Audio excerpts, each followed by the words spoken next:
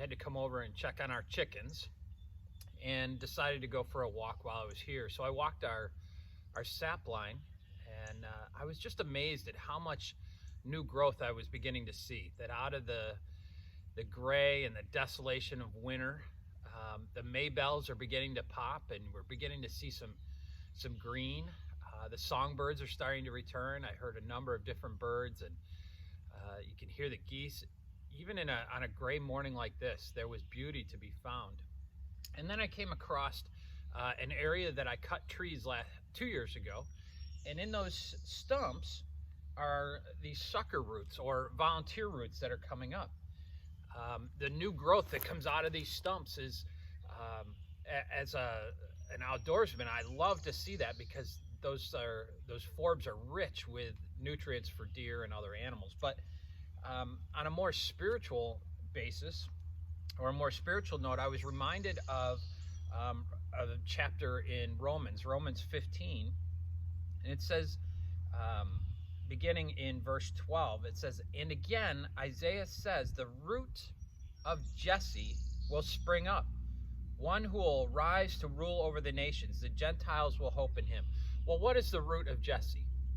Well, we know that Jesse was the father of King David, and that King David was considered the greatest king in all of Israel, and that when his house fell after Solomon and the followers, it cut off the house of Jesse. The house of David was done, and there were no more kings from him.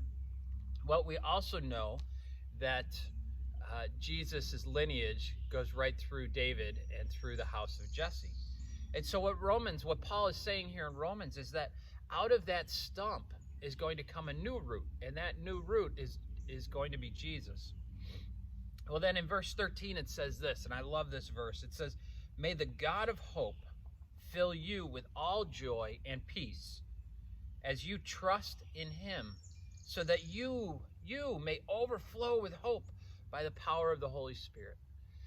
I think about this verse in our time where we're all quarantined, or where we're going through this scary time of the coronavirus. And I think, we're living in a time where it feels like there's no hope, that there's nothing that is springing forth. And yet, if you look around, you can see the maybells, and you can see the roots springing out of the stumps all over the place. I saw a picture in the Batavia Daily of Sarah Marsh and her kids had gone around and chalk-colored sidewalks in Pike.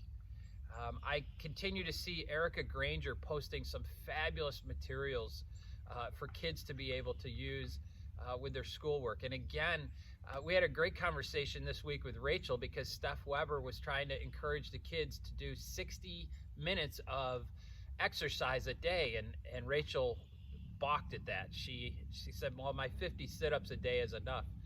And so we encouraged her, and she went out and walked the dog. We're seeing different signs of bright spots, of growth, of hope. And I'm encouraged because I think that's the Holy Spirit. I don't think our hope is going to come from the doctors, or from the politicians, or from anywhere else outside of the stump of Jesse. That our hope springs forth like a shoot springing forth out of one of these stumps. And so I hope that encourages you today. Look for those signs. Look for the signs of hope, the signs of new life in spring. And may God bless you as you continue in this time.